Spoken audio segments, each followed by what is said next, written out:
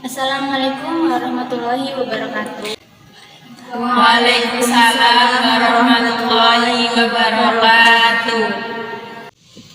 Gimana kabarnya hari ini anak-anak? Alhamdulillah baik, Bu. Alhamdulillah. Ini adalah kali kedua pertemuan dengan Ibu. Untuk materi kali ini kita akan mengadakan praktek tentang materi minggu lalu. Selanjutnya untuk mengawali pembelajaran, silakan untuk Mbak Dila dipimpin terlebih dahulu. Berdoa mulai. Berdoa selesai. Dulu ya, Mbak Ella Solihatin, Mbak Dila Puspitasari, Mbak Erika Cahya,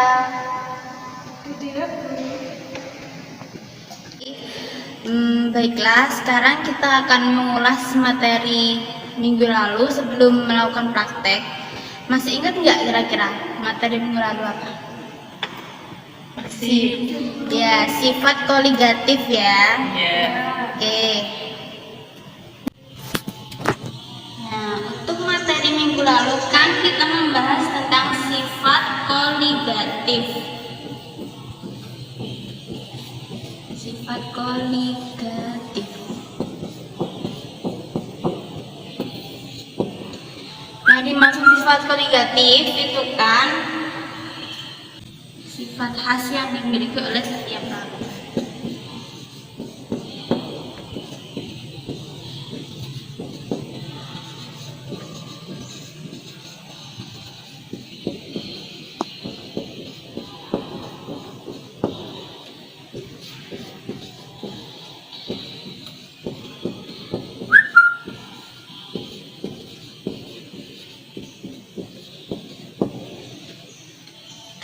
Nah, kan kita sudah membahas kemarin macam-macamnya kan ada 4. Yang pertama yaitu kenaikan apa? Kenaikan titik didih. Ya,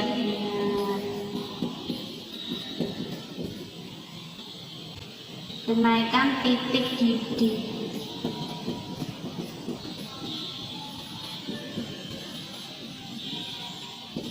Biasa dilambangkan dengan delta TB. Yang kedua, penurunan titik PU.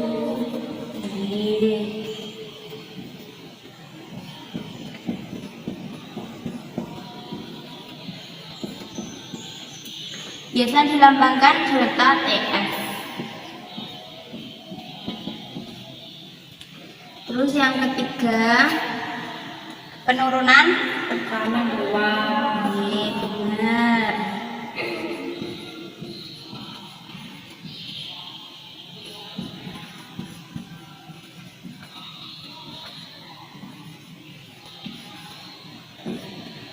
Atau delta P. Dan yang terakhir, tekanan osmotik.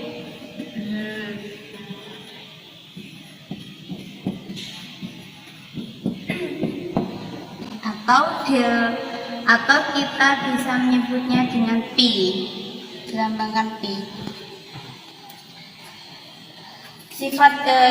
Ingat-ingat ya, sifat koligatif itu juga dipengaruhi oleh jumlah partikel zat terlarutnya.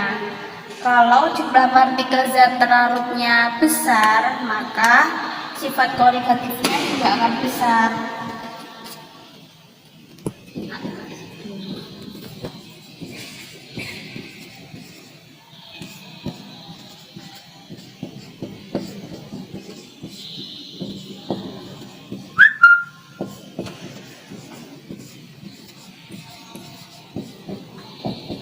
Contohnya partikel zat terlarut itu seperti gula, garam, dan lain-lain yang dapat melarut dalam pelarut, yaitu air. Selanjutnya, yang kemarin kan belum Ibu kasih contoh dari keempat ini. kasih contoh dulu satu-satu. Yang kenaikan titik didih ini kan salah satu contohnya yaitu proses destilasi atau penyulingan minyak bumi. Dalam proses itu campuran zat dididihkan terlebih dahulu, setelah itu baru didinginkan, dan jika zat yang memiliki titik didih paling rendah akan menguap terlebih dahulu. Selanjutnya yaitu penurunan tekanan beku. Ini contohnya seperti penjualan es tong-tong. Tahu ya? Tong-tong yang untuk kecil itu, diputer-puter. Nah, itu. Nah, di situ kan pasti ada bejana yang warna aluminium. Dan di sekitarnya itu Pak es tong-tong itu ngasih es batu dan juga garam. Es batu dan juga garam itu bersifat seperti perantara antara es krim yang ada dalam bejana. Kalau garam itu faktornya untuk penurunan titik beku, untuk memperlambat proses pencairan dari es batu tersebut. Selanjutnya kan penurunan tekanan uap. Dalam tekanan uap ini seperti fenomena laut mati. Dalam lautan biasanya terdapat zat partikel apa? Benar sekali, garam kan. Nah, kadar garam yang ada dalam laut mati itu sangat tinggi dibandingkan dengan laut yang seperti biasanya pada umumnya, maka mengakibatkan konsentrasi yang ada menjadi tinggi juga.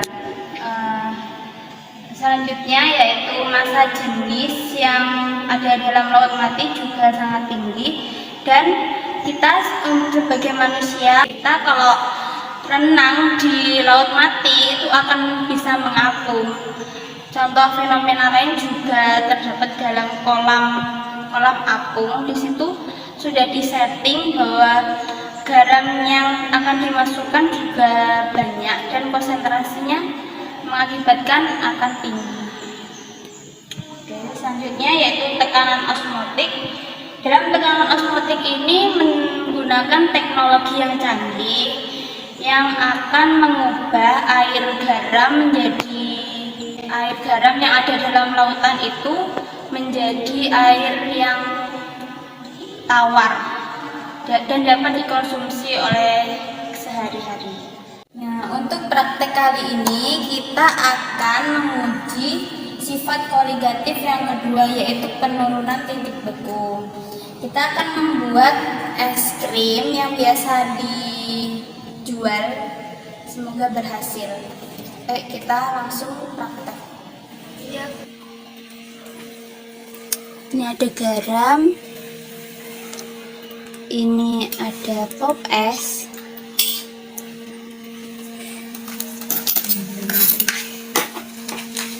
anak-anak. Ini udah ibu siapkan es batunya. Selanjutnya tolong Mbak Dilan dimasukkan ini garamnya. Panggil.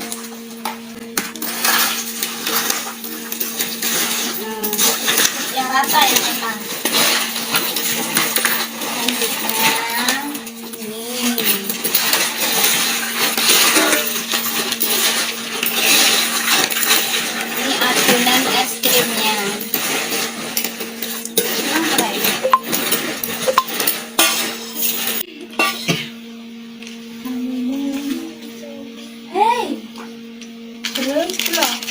Es krim.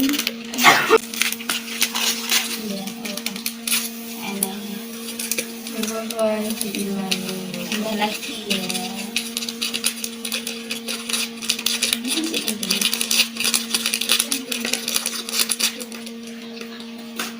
Hai.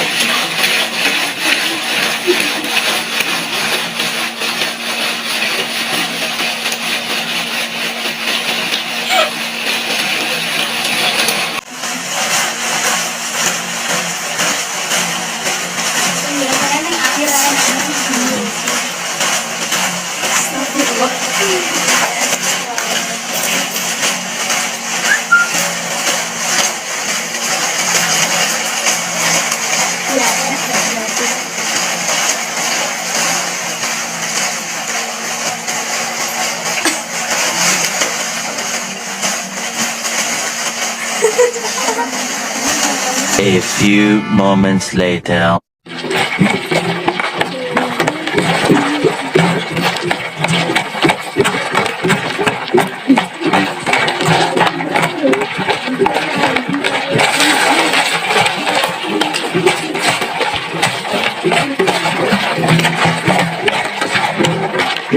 Lalu dia tambah ya. Tujuan anu RK itu cerita kok aslinya Faedah tapi bermanfaat. Nah, bermanfaat sekali. Mbak Ella ini gimana? Kalian bisa belajar perlu nanti es krim. Iya.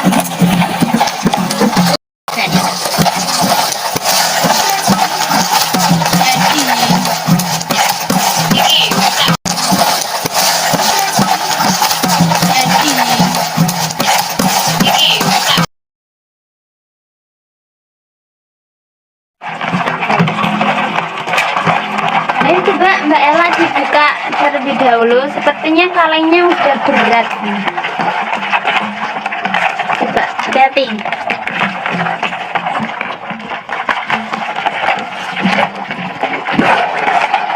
Wow.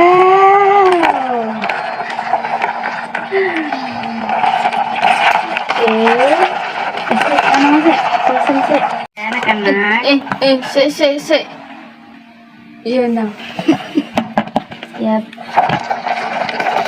Ayo kita pindah es krimnya ke wadah yang satunya lagi. Bukanya berhasil. Memang ya teksturnya ini keras, tapi kalau kalian mau tekstur yang lembut bisa ditambahin susu, karena memang partikel susu itu kan lembut.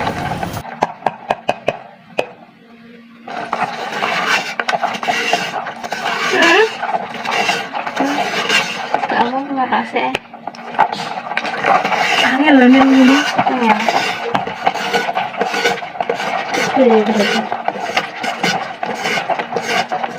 Sama itu sithik iki.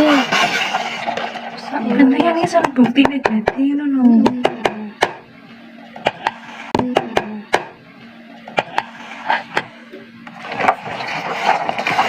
Saya lemah ya. Padahal lemah kan ngono. Pakai banyu. Bisa loh, Bang. Ini mau ngentakne kirang kok. Kita kok ngono lho aku ngomong. Lah Bu, kenapa kok bisa jadi es krim di dalam Ya tadi kan kita sudah menambahkan garam di es batunya. Saya proses dari pencairan es batu ini terhalang oleh garam. Jadinya ya, di penggunaan garam itu bertujuan untuk memperlambat proses pencairan dari es batu. itu dipateni. Nah, itu sungguh terlalu nanti di akhir praktek Ibu akan memberikan lembar tugas nggih. Iya, Bu. Es krim. Kok flash meraba dong? Ya.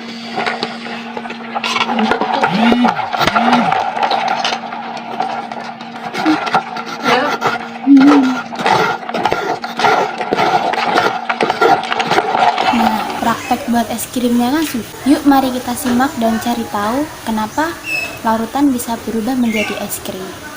Untuk pembuatan es krim sendiri diperlukan suhu lebih rendah dari 1 derajat Celcius sampai min 3 derajat Celcius. Maka dari itu, di sini penambahan garam berfungsi untuk menurunkan titik beku ketika es yang dicampur garam mencair dan akan berubah menjadi air garam serta menurunkan suhu es sehingga akan lebih dingin dan terbentuklah suhu di bawah min 3 derajat Celcius di sekitar kaleng.